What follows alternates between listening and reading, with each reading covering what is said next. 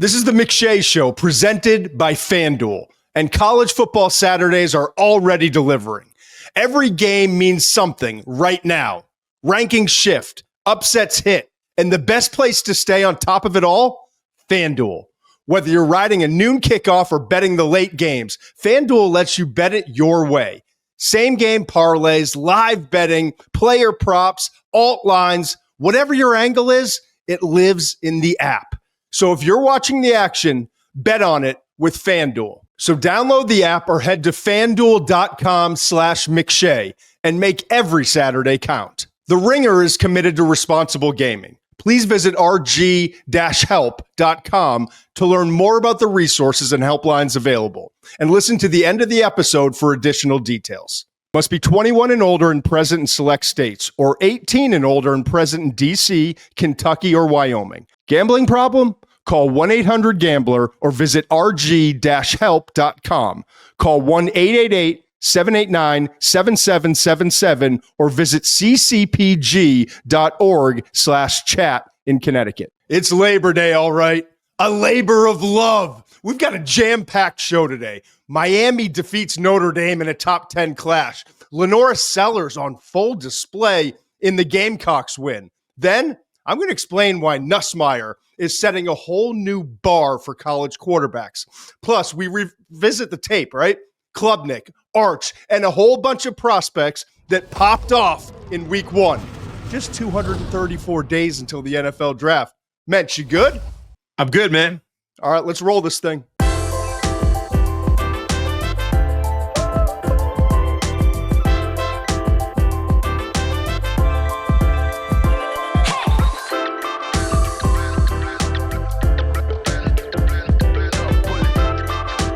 LSU 1, Ohio State 2. Really? Yes. Okay.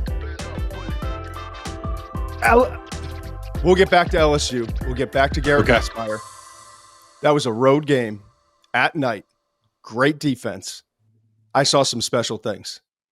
I think legitimately you can make a case for LSU at number 1, and I think legitimately you can make a case for Ohio State at number 1, certainly 1 and 2, somewhere in that. Either way you want to put them, okay? Okay. But we're coming off of a great game last night. Miami, Notre Dame. So much. I just saw so much different.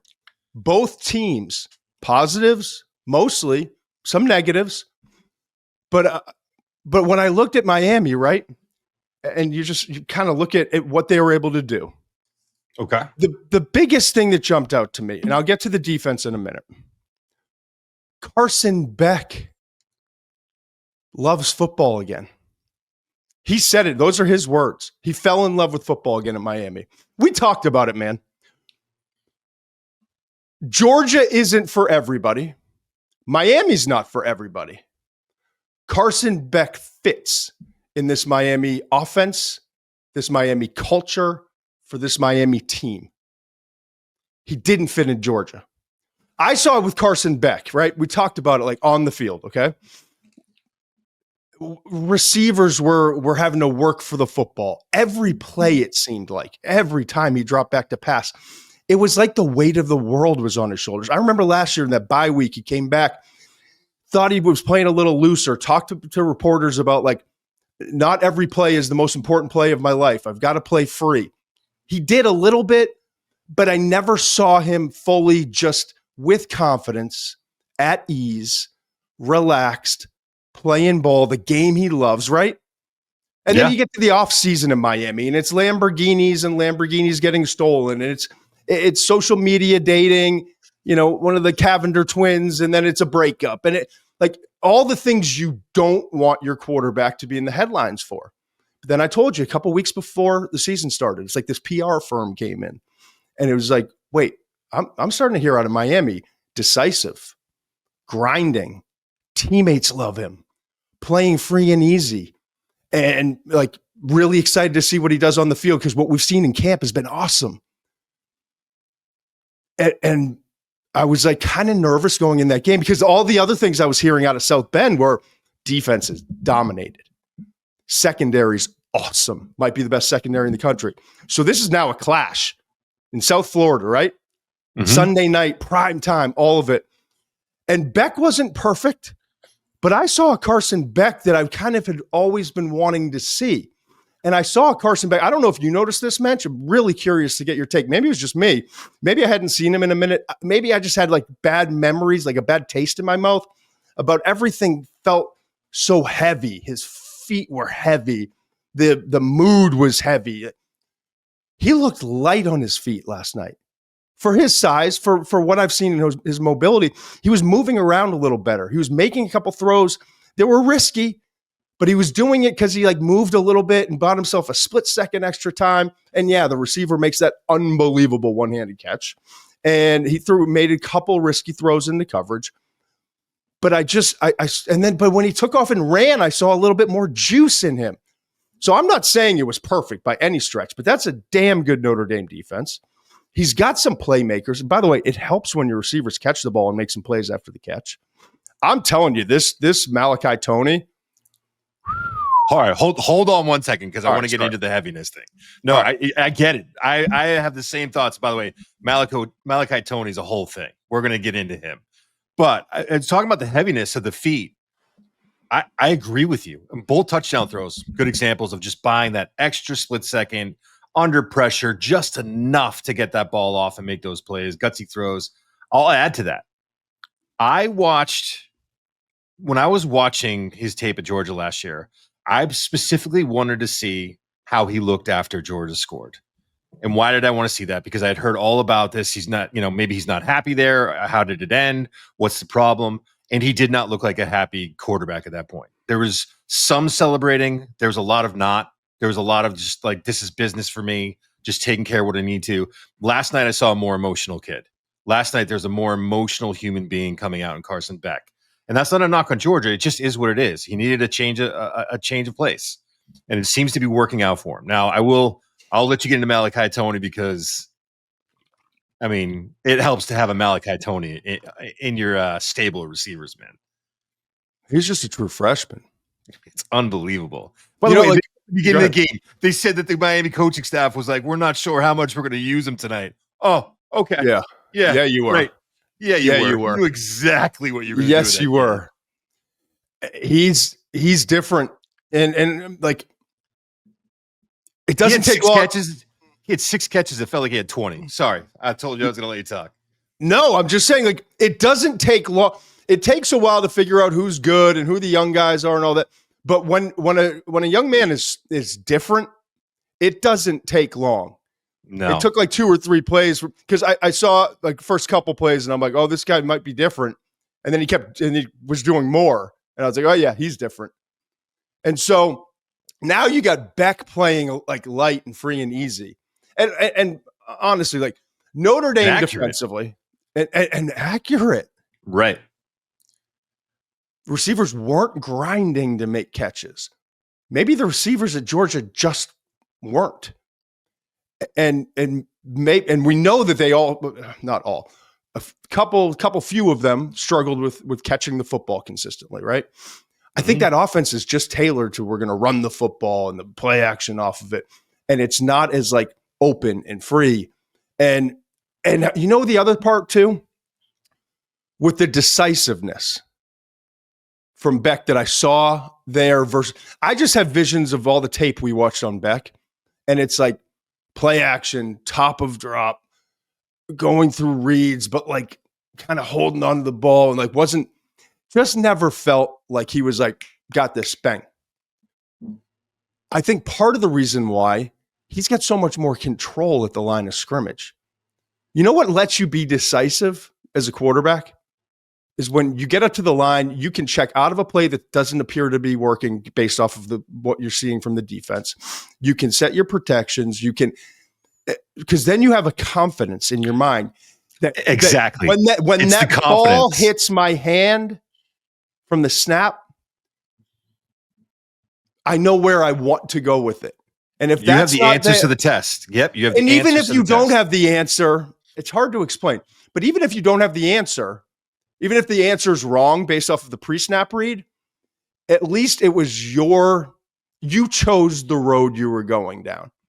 You know what I mean? And you're comfortable going into this neighborhood, and you know if there's a detour where to take the left to get around it. You know what I mean? Versus when you land in some town because you're going to a small college football town and there's a detour. This is pre obviously GPS and everything else, but there's a detour. Now you're like, oh, I don't know. If I take that left, will it come back around? You know, so I saw a different version of Carson Beck. And by the way, Carson Beck, I think we all forgot, he's pretty talented. NFL scouts I talked to, and we will like, if he gets better in 2024 off of the 2023 tape, he might be a top 10 pick. So now we've got this class, right, of Garrett Nussmeier, who we'll get to in a little bit because there's some fun stuff there.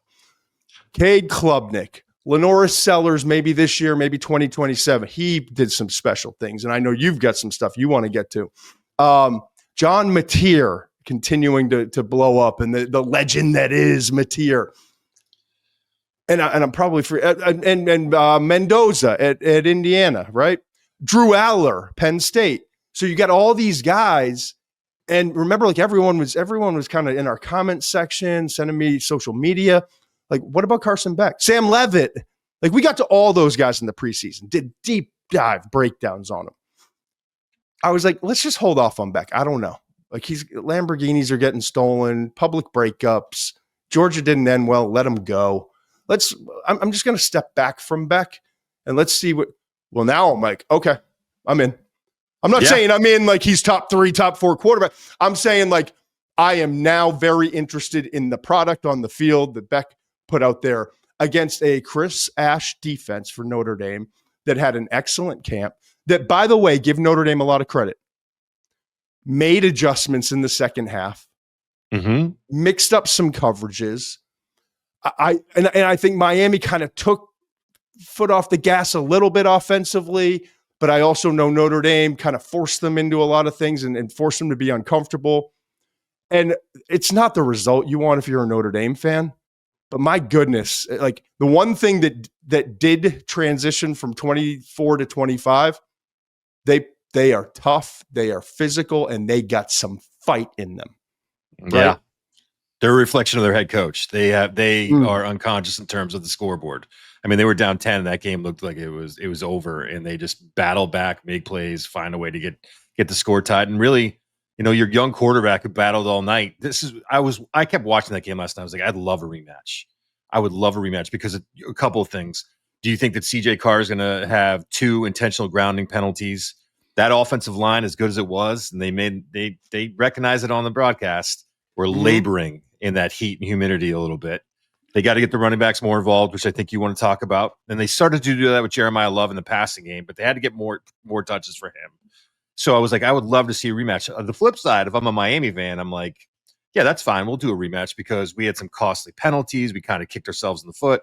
Like the running back falling on the 3rd and short. There was a couple of things that they did that, you know, that game could have gotten away. It could have been more of a lopsided win for Miami. So I would love to see a rematch. Those are 2 damn good teams, really good teams. The other thing I will say really quickly, I love the Notre Dame corners. They're kind of more pro corners. And what I mean by that is that they match up better with bigger receivers on the outside. And when you give them a Malachi Toney, who is like, you know, I don't know your sound effects. You can do the sound effects, but he's like in and out.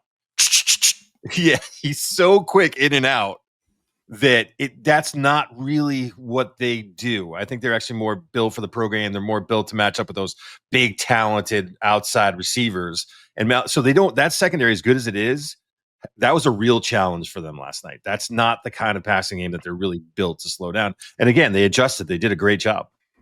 Do you remember as an Andover, Massachusetts kid, when you got parents dropped you off at University of Richmond and we had 2-a-days in August?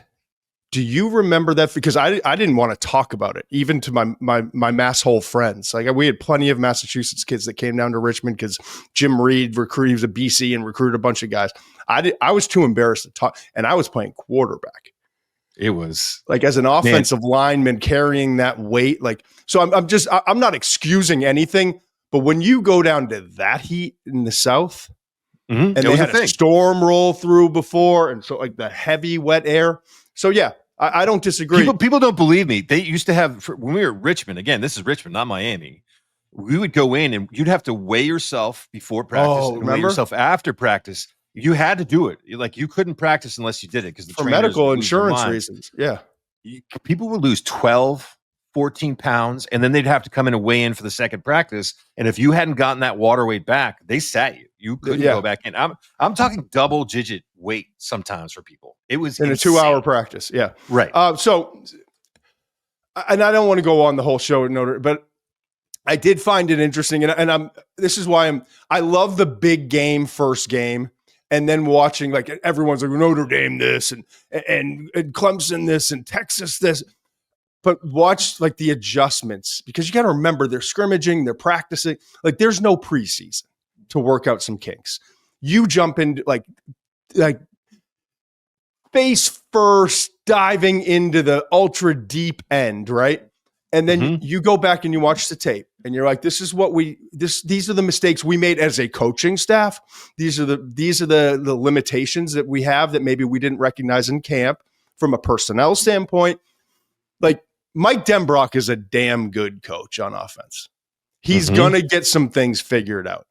I got to imagine that whether it's that Menchie kid coming in and doing some of that running in certain situations instead of CJ Carr, or just eliminating some of that Riley Leonard stuff that he was doing again last night with a quarterback that doesn't have Riley Leonard mobility. That got Malachi Fields involved a little bit more as the game went on. That kid can play, man. I'm telling you. But I mean, Denbrock, like Stanford, Washington, okay, LSU. He's turned around a lot of guys. My guess is the CJ Carr that we saw and the offense that we saw last night is going to be a lot different. I was confused. I didn't know, maybe because I had to pop in and out for a couple things real quickly. I didn't know if, like, there was an injury with Jeremiah Love or what exactly was going on. But for Love and Price to finish that game with 16 combined touches, is that right? That's shocking. Double check right now. Yeah, 16 combined. Jeremiah Love went 10 for 33. And I get it. The defense for Miami is much improved. The defense for Miami was like, we're stopping him.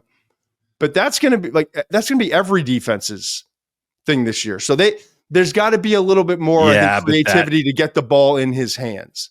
That Miami front's going to be so good. Remember the kid David Blay that we're talking about, the transfer? He was outrageous. The defensive tackle was outrageous. Yes. The two edge guys, most notably Ruben Bain had a great night. Not just the interception. Every time I looked up. No. Unbelievable night. And then that kid Torre had a couple down snaps with the linebacker Torre. He can play too, man. He is a heavy hitter. That's a good front. That I told you in the preseason, one of the things I was really looking forward to was the culture that Corey Heatherman, the new defensive coordinator, was going to bring as like a PA, like he coached at Maine, Western Pittsburgh New England, quarterback, Old Dominion. I get Northeast guy, goes to the Midwest, Minnesota, Rutgers, and gets all that talent now. And the discipline and the toughness. You saw that defense, obviously more talented than a year ago, but playing with an edge now. That's a good Miami football team. It's a good team, man. All right, quickly, I want to touch on South Carolina, and I'm going to let you take this because we both love LaNorris Sellers.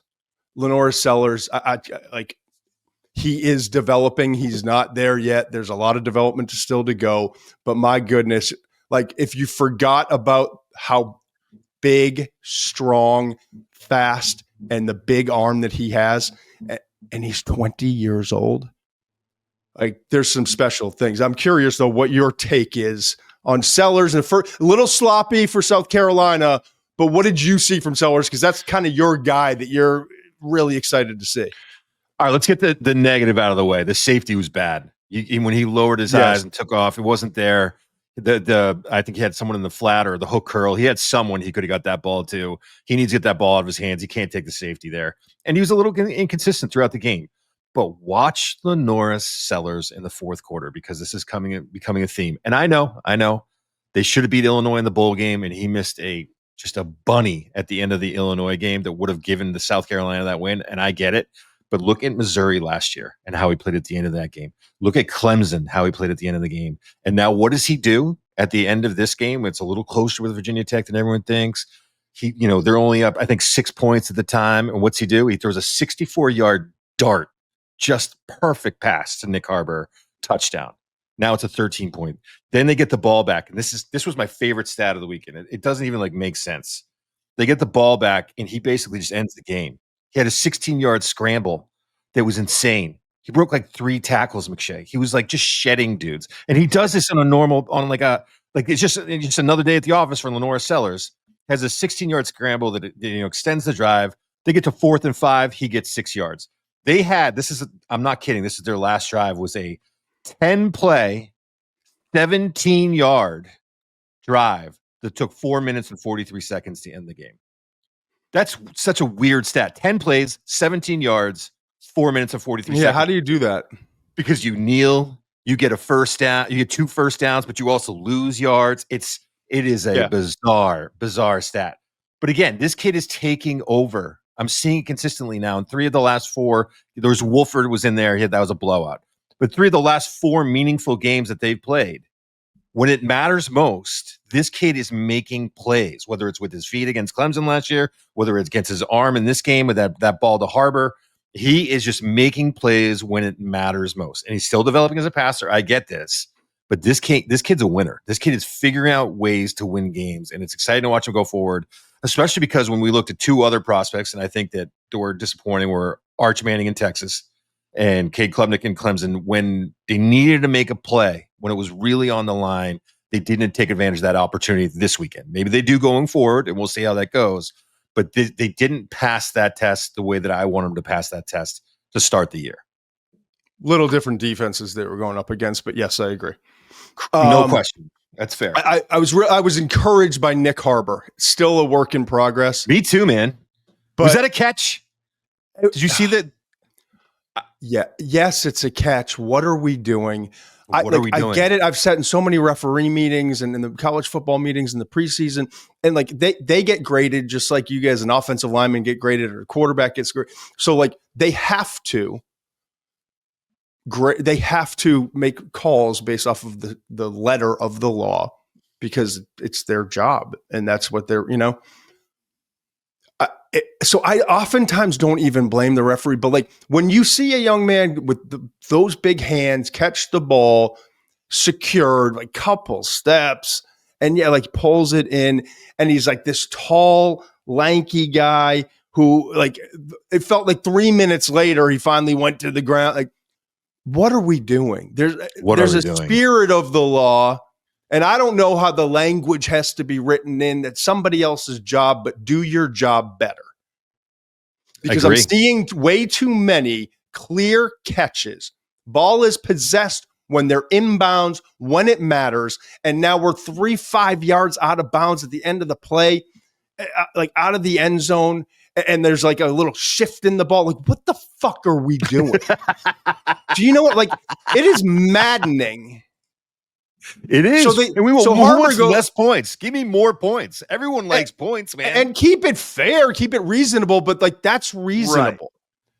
So I don't know. Nick Harbor is just different, man. He's 6'5", 235, track star, playing football last year, commits to football in the offseason. First year, not doing track in the spring. Reports out of Columbia were he's getting better. And you know what? He is getting better. Still needs more experience, needs more practice, maybe needs another year, whatever it is. But he runs in the 4.3s, low 4, I think 4.3s, man. It's insane. It's like a DK Metcalf. And he's just a pup and he's learning. But he went 3 for 99. Okay. With a touchdown. And it could have been 4 for, I don't know. Exactly. Over 100 with 2 touchdowns. Right. So I'm really encouraged because last year I saw the physical tools. I didn't see the football. This year, the physical tools are still there and getting better. And I'm seeing more of the football, Yeah, so I agree. That's exciting. South Carolina clearly right now is not at the level of some of the other teams we've talked about. And, even Notre Dame with the loss, Miami, LSU, Clemson, Texas, Ohio State. But I think a lot of people were just kind of counting them out. And I think Sellers is dangerous enough that I wouldn't overlook this South Carolina team. I'm not talking national championship. I'm talking like couple upsets in the mix. Could be in the mix again. In the kind of right in that same area they were potentially. Right. The other one, I just want to say this really quickly. I thought Dylan Stewart, the edge for South Carolina, was super talented.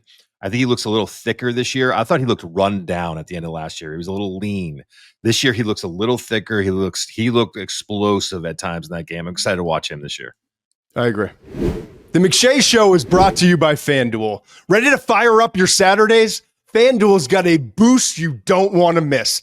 It's called Boostin' with the Boys, and it's giving everyone a college football profit boost every single week. I got a couple things for you here. How about these Heisman futures?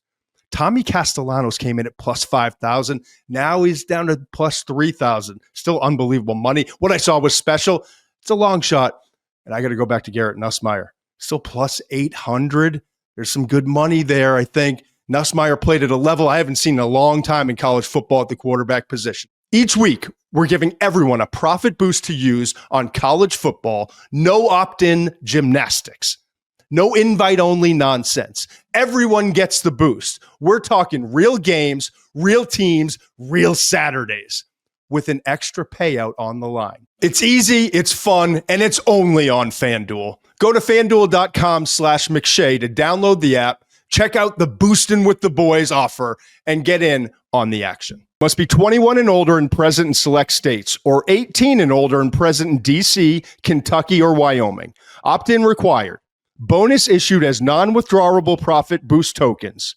Restrictions apply, including any token expiration and max wager amount. See terms at sportsbook.fanduel.com. Gambling problem? Call 1-800-GAMBLER or visit rg-help.com. Call 1-888-789-7777 or visit ccpg.org/chat in Connecticut. I went back and watched Nussmeier yesterday. I mean, I watched the Clemson LSU tape. I know. You know why I know? I get the McShay report. Thank you. If you got the McShay report, you would be informed about this discussion right now. You would know a little. You would have a little more detail about what's coming. We did get a really good. Let me read this real quick. It's not even. I can tell how excited you are reading this. Well, no, this is nice. Every once, like, we get killed. People in this business get killed all the time, right? John C. wrote us a really nice. He's a subscriber to the McShay Report. Let John do the selling. By the way, Google it, the McShay Report. Subscribe for free. Today's September 1st. This is the last day you can get 50% off if you want to become a premium subscriber. Anyway, hey guys, I wanted to read. It's kind of funny. I wanted to reach out with no question, but to let you know the impact you've had. Today, while watching the games, my wife got irritated with me. We can all relate, because I knew so many players across every game, and I told her where I thought they were going to be drafted and was very critical of their play. She didn't love it, but damn it, I did. Thanks for everything. Thanks, John. See, that's what we're trying to do. Break up marriages and inform you on football. Oh, man. Man. So the Nussmeier thing, I'm not going to go into this deep, long. You can go read it in the McShay Report. I just want to share with you, we've been doing this for a minute. More like a couple and a half decades we've been doing this. I was kind of blown away, and it takes a lot to blow me away. Garrett Nussmeier was really good last year, and we know his dad was an NFL quarterback and quarterback coach and now offensive coordinator. We know all those things, and we saw some of those things in his game last year. And there's a couple places I want to go with this. Nussmeier last year showed a lot of those flashes. Nussmeier this year, it's watching an NFL quarterback who gets an opportunity to go back to college and play a season. And I'm not even talking about he looks lighter on his feet. I love his mobility. I think he's doing a great job negotiating pressure, like phenomenal. I went into a lot of those things, throwing the ball accurately, making better decisions, all of that stuff. Mm-hmm. What he was doing, Mensch, pre-snap, and credit LSU, they recognize we got something on the road. On the road. In a tough environment, hostile environment. First game of the year, they are revved up and lubed up for a night game. Yep. And LSU's like, yeah, we trust our guy. I know it's loud, but we trust our guy. They're going hurry up to not go hurry up. They're getting back to the line of scrimmage. What does that do? It keeps you in your personnel defensively. So if you came out nickel on this on first down, you better be prepared to stay in nickel. If you came out in dime, you better be prepared to stay in dime. If they catch us in personnel, they can keep us in that personnel grouping by going back to the line of scrimmage in a flash, getting up there. And instead of the old, like, check with me and all the signs and all that stuff, and maybe they did some of that, but I was watching the coach copy tape. It was Nuss. Nuss gets up the line, and he's like, okay, got it. Personnel grouping, single high, two high safety. Let's move.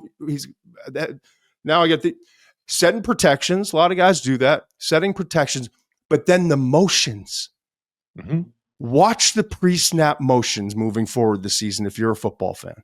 Can I just mention one thing before you move on, because you mentioned the protections? He's doing that all with a relatively inexperienced offensive line, again, on the road. The fact that you're looking at that offensive line, that rebuilt offensive line that's playing in front of him, and he's getting them all on the same page. And by the way, I just got to say it, all the credit in the world to those five guys.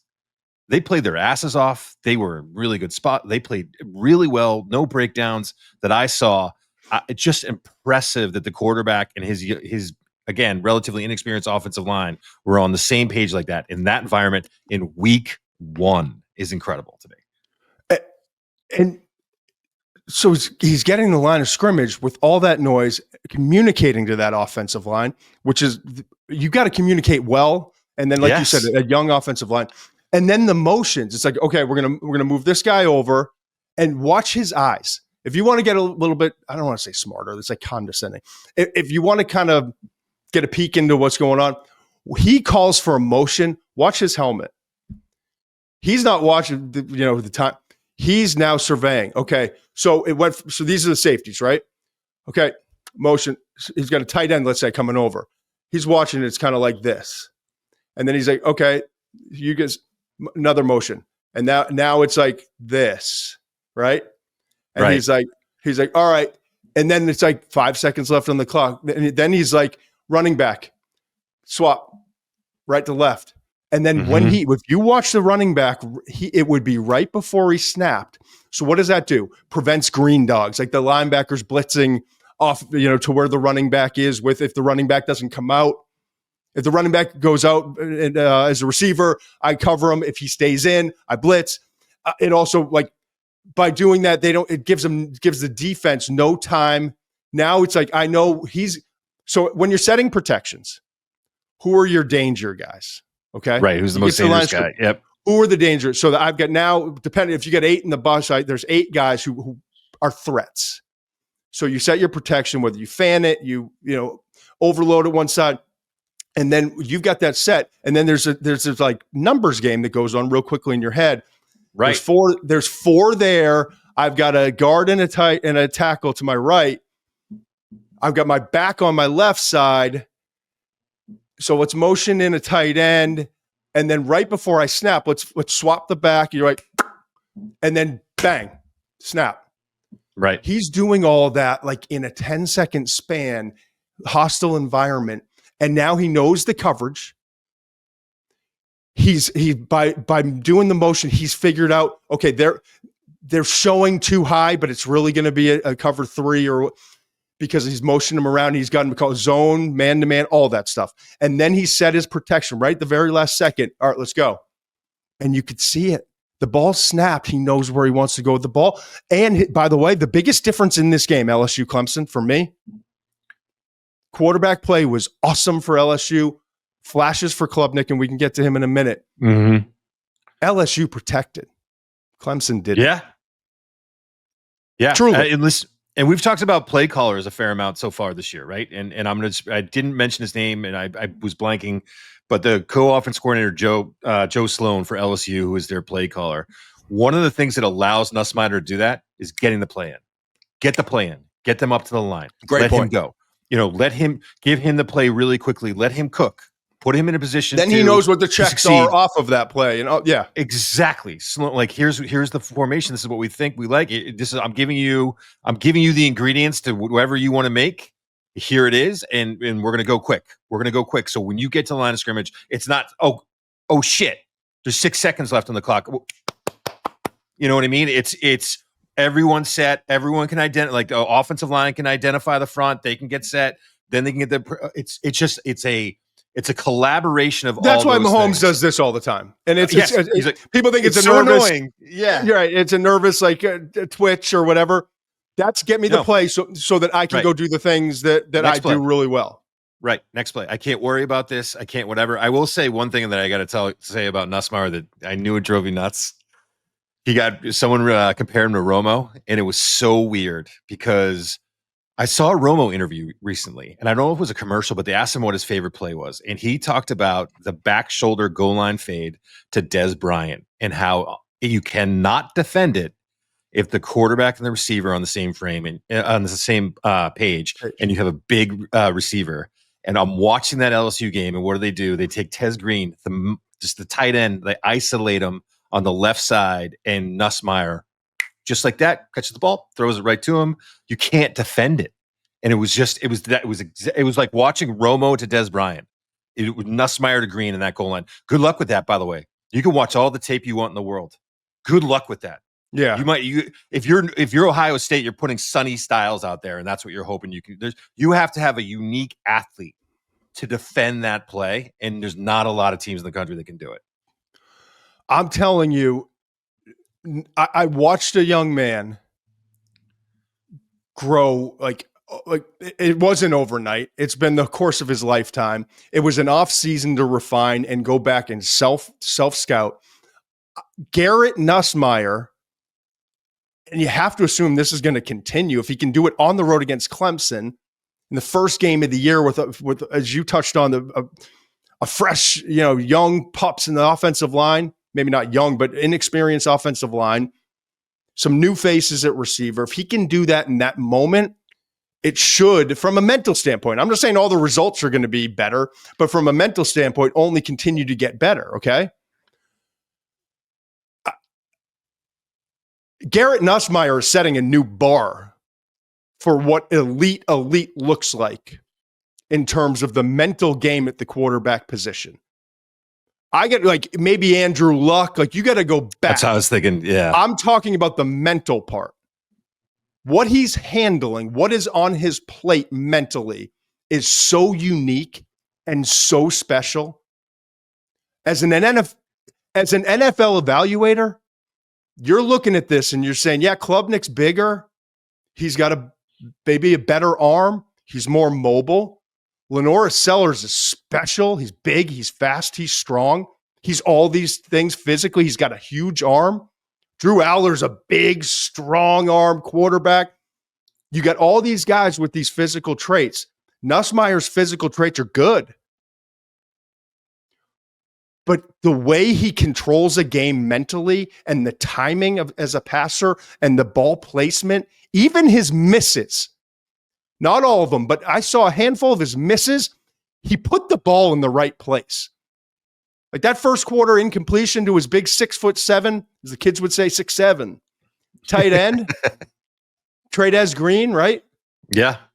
That Green got tangled up and couldn't get back. But if Green gets out of that clean from the defensive back, that ball's back, shoulder, where it's supposed to be. Some of his misses, the balls were put in the right place. It's hard to watch that tape, Steve. It's hard to watch that LSU-Clemson tape and say, Garrett Nussmeier is not the top quarterback in this NFL draft class. But Todd, you said his tools are good. What does that mean? How good are they? Because I'm going to tell you right now. Well, he's not the biggest quarterback in the world. I liked his mobility.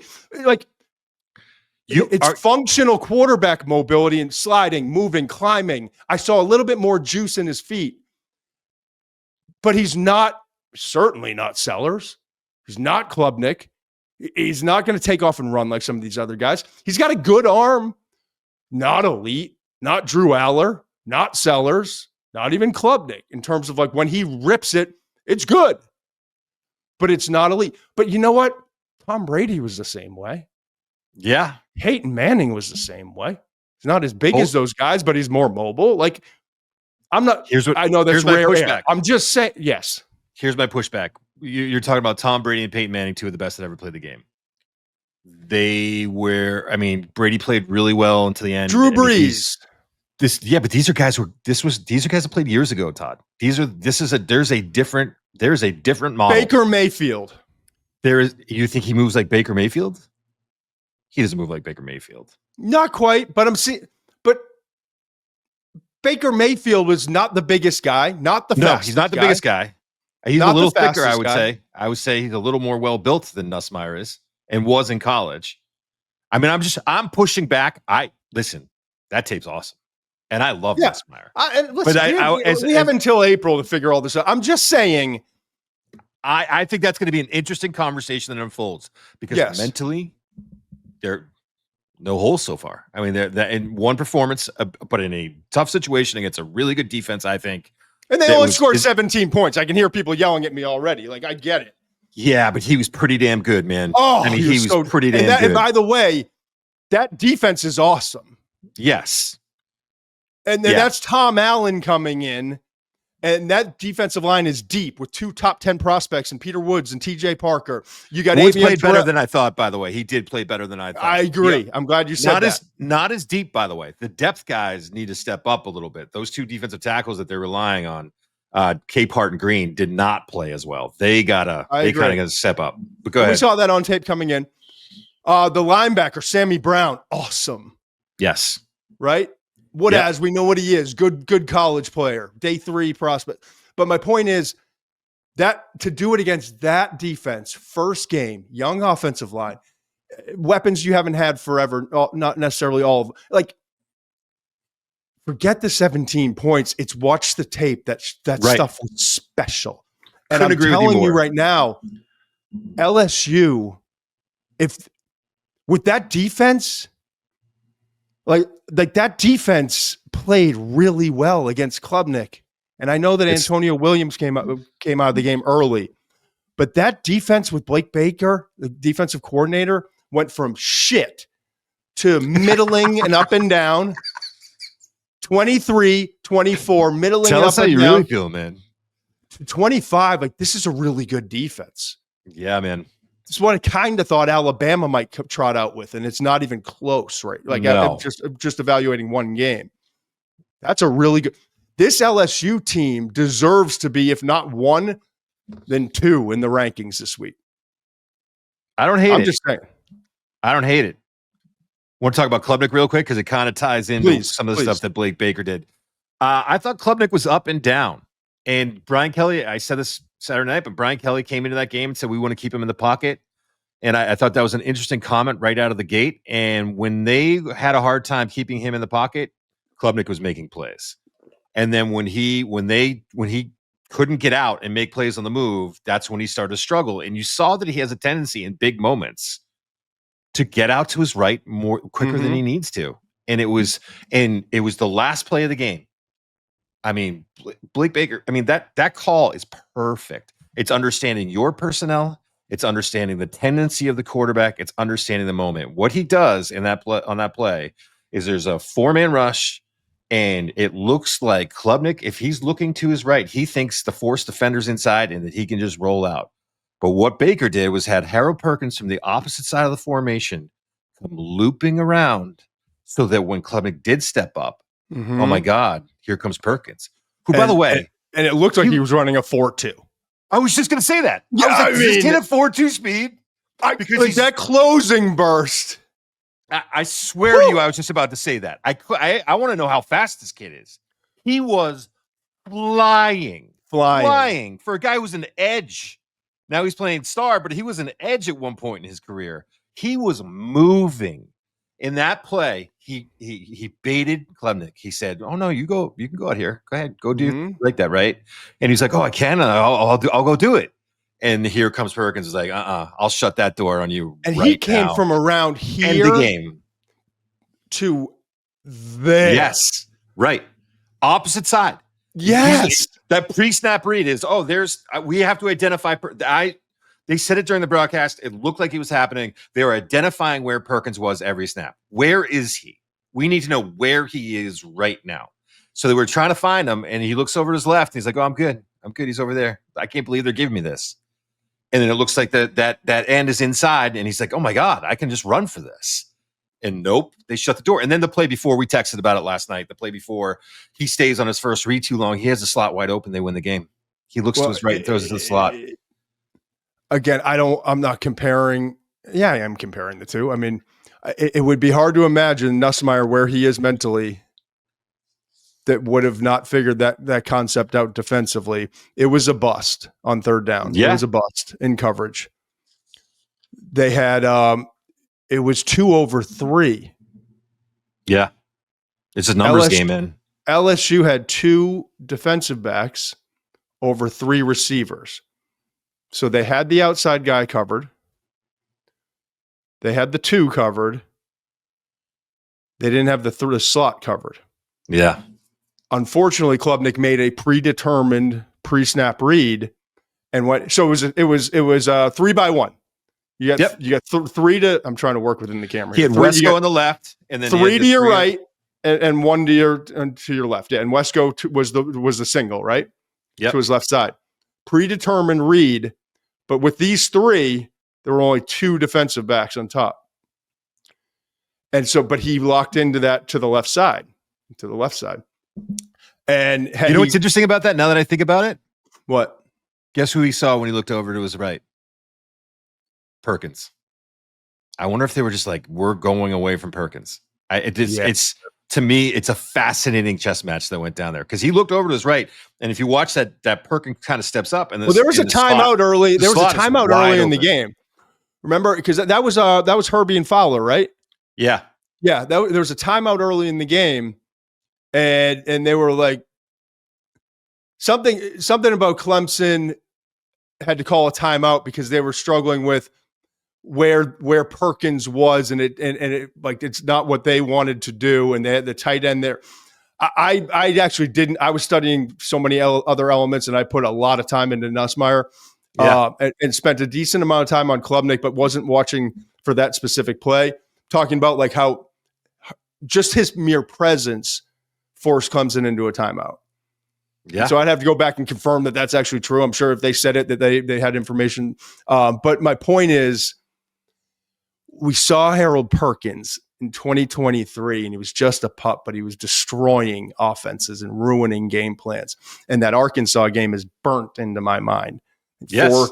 4 sacks, like 7 tackles for loss, single-handedly. It's rare to see a defensive player, let alone a true freshman, win a game for you, and he did.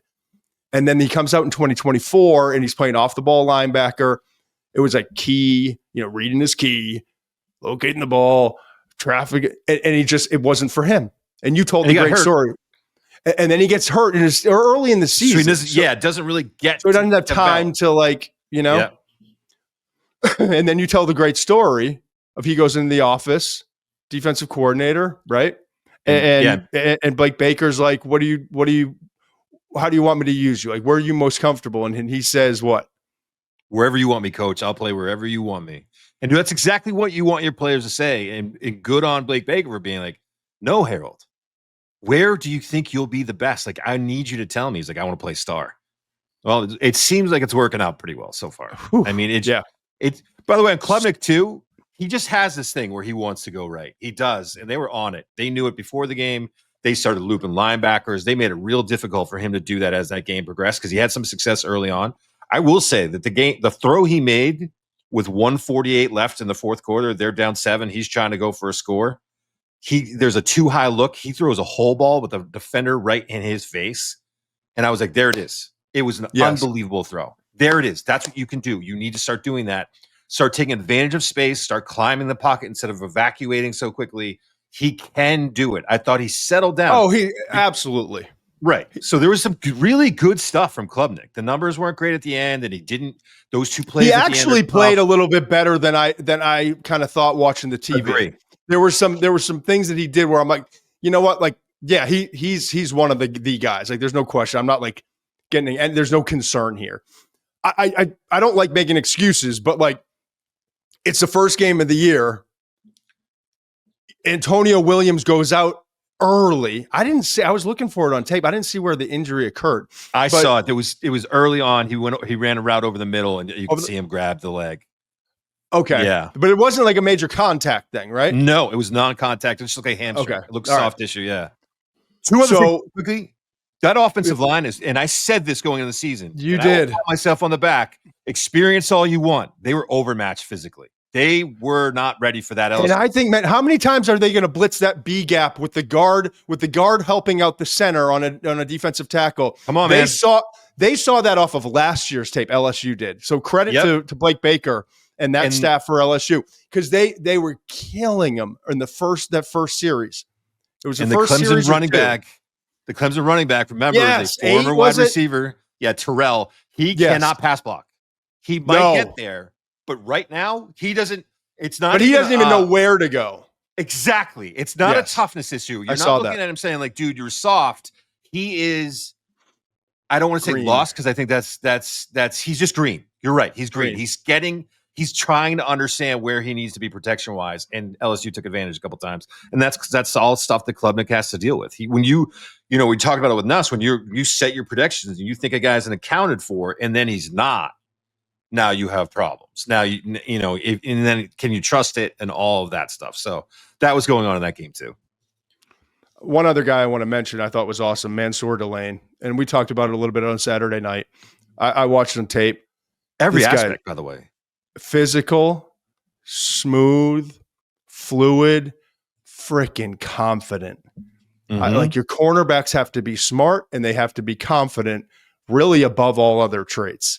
And then you got to have all the physical tool. But like, he started 29 consecutive games at Virginia Tech. I haven't gone back and deep dived into his Virginia Tech tape, but like, I talked to a scout who said, I thought he was better in 23 than 24. Thought he might come out, probably a day 2 prospect last year. That guy played like a first round. I'm not saying he's going to be.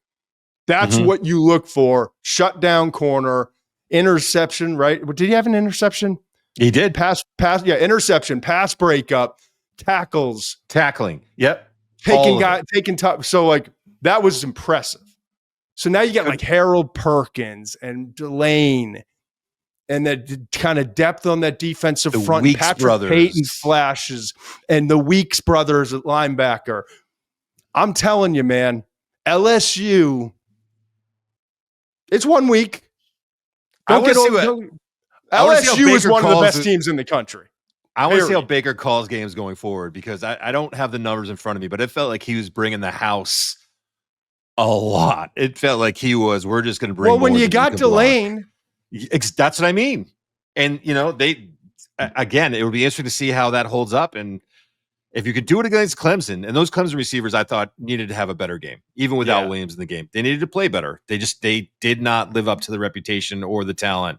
We'll see how that is going forward. Clemson's going to get a lot better. Clemson's still one of the best teams in the country. Clemson's defense shut down. I'm telling you, it's like, that was one of the like, it's rare for me to come away from a tape and like, I need a minute to digest that to make sure I don't oversell it. But like, there was a new bar set with Nussmeier. They still held him to 17. Okay. Yeah. With an offense that was it was a bunch of 3 and outs and struggling. So like, that Clemson defense is as advertised. Klubnik needs more from his receivers. Losing Antonio Williams in that game that early, with other receivers that you're hoping are going to be great complementary pieces and keep developing. That was hard. Yes. That offensive line, honestly, the receivers will be fine. They'll run the ball okay. Klubnik's going to be awesome this year. They got to run the ball more.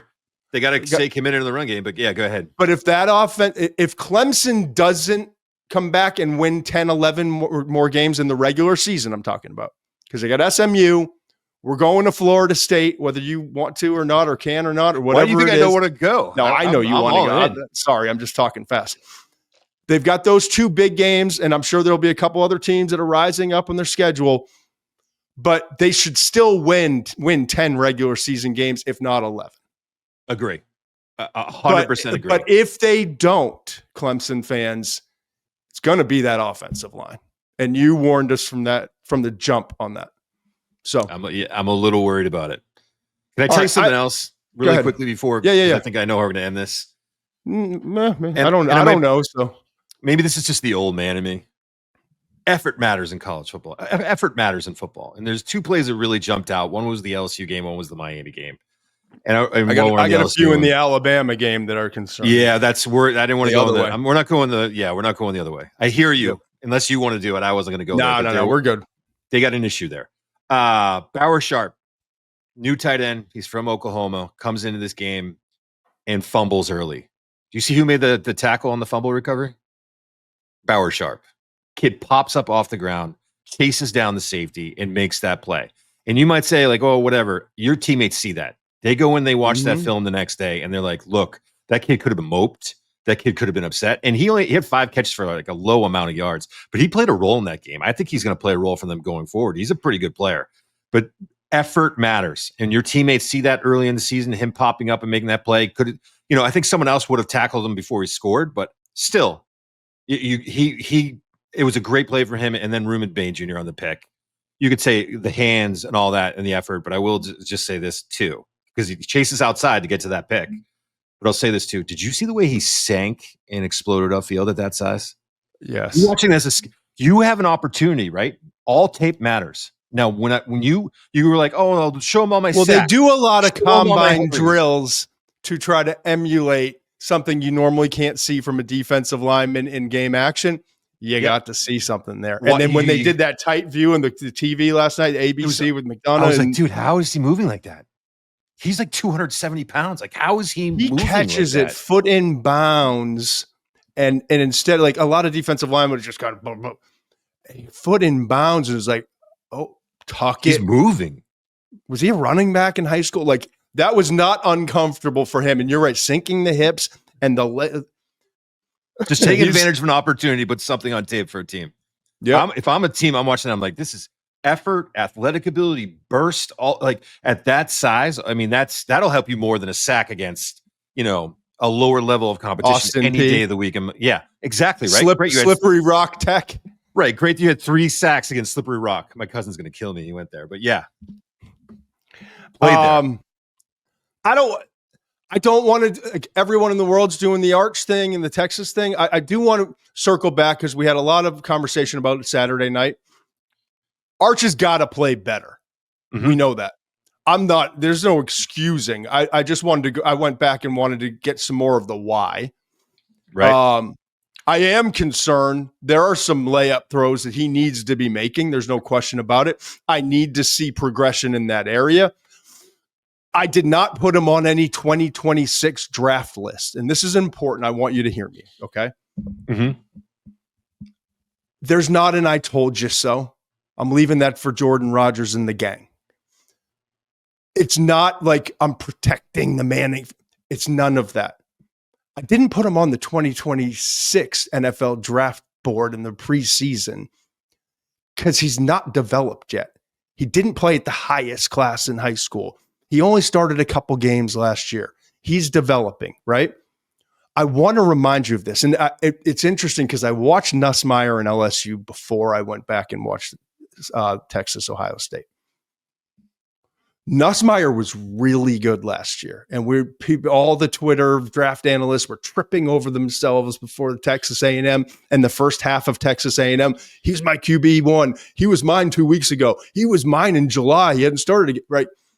And then he kind of imploded with that, as Connor Nevins, our executive producer, said, and I'll never forget, he's feeling himself type of throw. And it kind of all fell apart. But we all do it sometimes. But Nussmeier, I went back this summer and watched this whole tape. Nussmeier at his best last year wasn't as good as what I saw against Clemson. So it's a rinse, refine, repeat. Remember, we talked about in the offseason. It's go back, it's self-scout. Now let's scout what the opponents are doing. More importantly, how can we take it from here to another level? Arch Manning's just starting out right now. It was a bad game. Mm-hmm. The accuracy on some easy throws was concerning, but everyone chill the fuck out.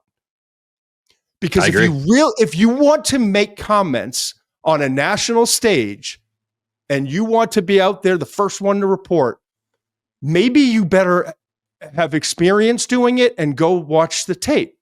I'm not making excuses. I just said he did not play at a level that is acceptable for anyone, whether your name's Manning or not, for anyone who's a starting quarterback at Texas, who has any intentions of being an NFL draft, all that stuff. I'm not excusing any of it, but I'm here to tell you after watching it, Matt Patricia with a new group of defenders, 8 guys drafted last year, Patricia in a new job, probably a little nervous. Am I going to overwhelm this starting 11 with 8 guys going off to the NFL as draft picks from this defense alone? Can I throw all this at them?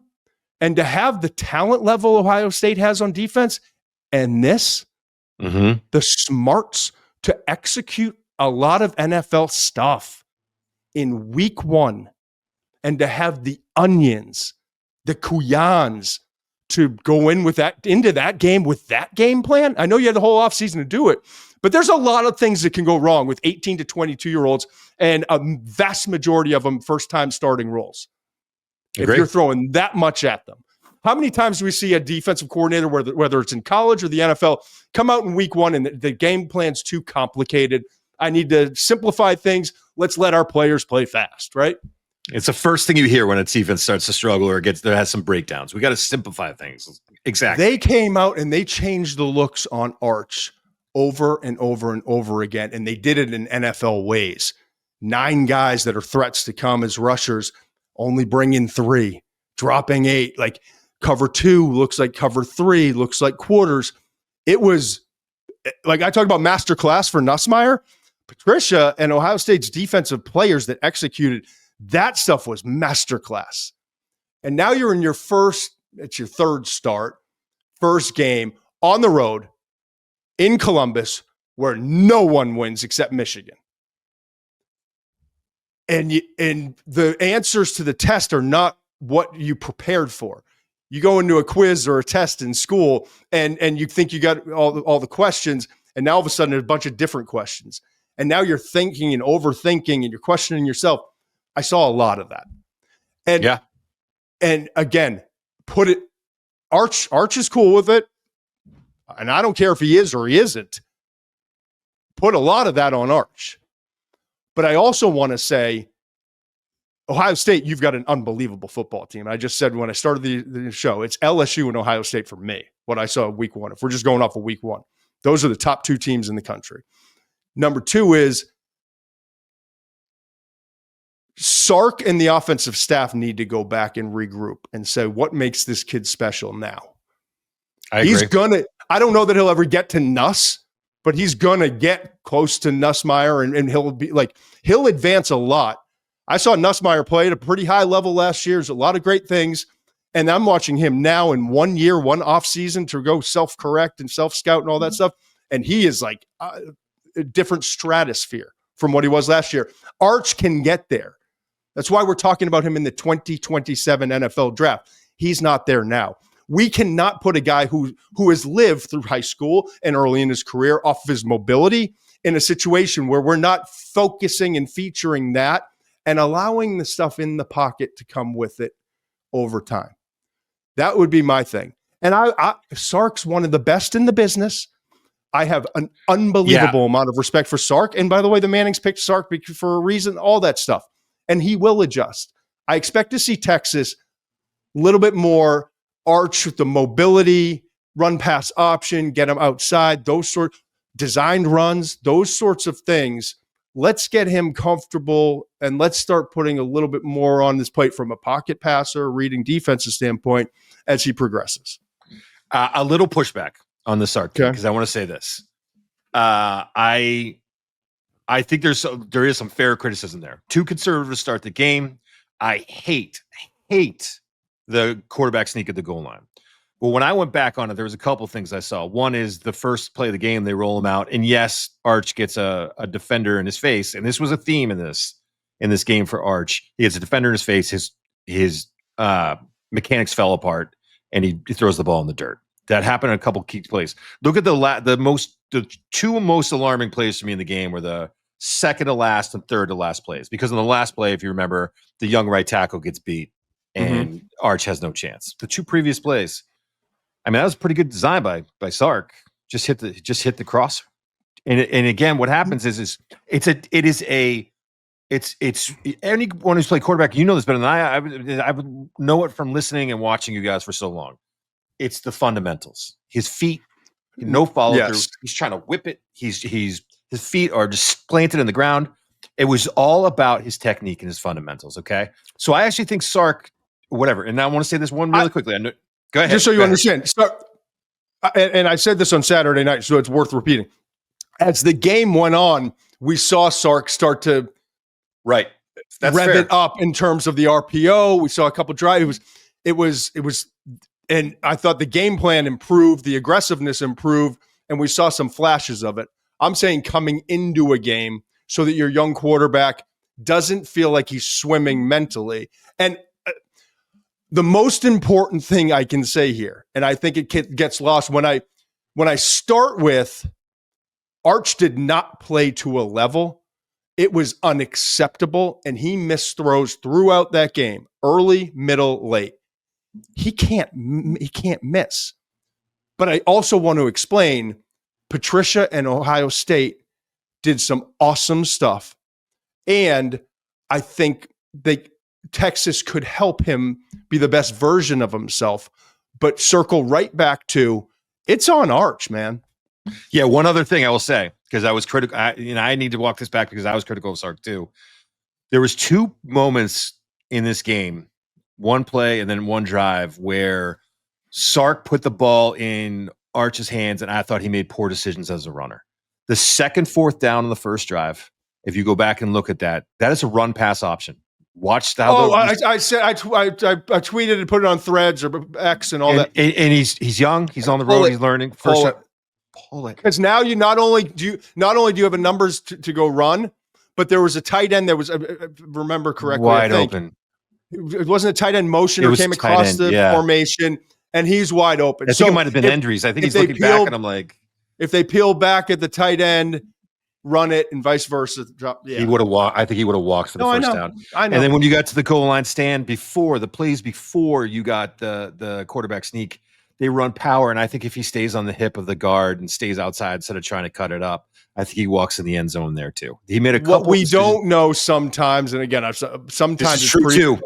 It's predetermined. Yes. Even though it looks like something to keep the defense off balance, sometimes your coordinator or your coach will say, no matter what, especially with the first starting quarterback. So we don't know, but there was a couple times I felt like, oh, if he just keeps that, or if he follows the guard, he's going to be all right. Here's the biggest thing for me. I have seen quarterbacks who drop back, footwork looks awesome. It's like the prettiest throwing motion in the world. And then the ball flutters, the ball goes in the dirt or whatever. You're like, oh shit. Like, I literally don't know if you're going to be able to play quarterback because of that. Everything I watched with Arch, literally everything, there was an answer for it. Whether it was, and people are going to get mad at me for saying this. So there was a couple snaps that DeAndre Moore one when he fell down, another one he's clearly got to clear the safeties and the linebackers, and it looks like Arch makes a terrible throw because he doesn't run to the right place. It's just he's got to do a better job with that route. There's a couple of things there. There's some things with his offensive line, with the protection. Those things did happen. Again, Arch needs to play better. But nothing I saw on tape was like, oh, shit, he just can't do that. It was always the mechanics were somehow breaking down. I went through a bunch of guys. We're already over an hour. There's no reason to do it. Go look at the McShay report. But there were some guys that popped on tape. There were some guys on Sunday. I love getting the texts on Sunday from scouts coming back home or just said, go watch some tape. Joshua Joseph, edge rusher, Tennessee. Look out for this cat. Arvell Reese, that linebacker from Ohio State. Oh, man, he had a day. Preston Zachman, 2 picks for Wisconsin at the safety position. This Robert Henry kid, I got to watch tape. You know what Robert Henry did for UTSA against A&M? No. 177. He had some special like injury exemption. He was late to figuring out whether he could play this year, all this stuff. He comes in, goes 177 rushing on 16 carries, 2 touchdowns, 5 carries of 10 plus, over 100 yards after contact against A&M. So there was a lot of that stuff, and I put it all in the McShay report. If you want to go, the Baylor tight end, Michael Trigg. I led the whole thing off with Trigg. Oh, did you really? I swear, number one guy I put on there. Not Big that guy, I was ranking him, but it was the first because he was right. It was earlier in the weekend. Do you know? Interesting note on Trigg. Obviously, he's the guy then who dropped the pass at the end of the game. But if you watch the play before, exhausted, contact, made a catch, just like there was not the guy to go to in that moment without maybe a timeout for him to get a reset. No excuses here. He played awesome. But do you know that Trigg, who's now at Baylor, is a senior, I believe, he caught passes from Jackson Dart at USC. Yeah. Isn't that funny? So he's been around a minute. Yeah. All right. This is fun. We're back on Thursday morning. Is that right? That's right. I think, Thursday morning. Previewing week 2 in college football. We're off and running. This is awesome. So stoked. Mensch, 5 stars. Come on, man. You are awesome. 5 stars. You too. See you guys. Must be 21 plus and present in select states. For Kansas, in affiliation with Kansas Star Casino, or 18 plus and present in DC, Kentucky, or Wyoming. Gambling problem? Call 1-800-GAMBLER or visit rg-help.com. Call 1-888-789-7777 or visit ccpg.org/chat in Connecticut or visit mdgamblinghelp.org in Maryland. Hope is here. Visit gamblinghelplinema.org or call 1-800-327-5050 for 24/7 support in Massachusetts, or call 1-877-8-HOPE-NY or text HOPE-NY in New York.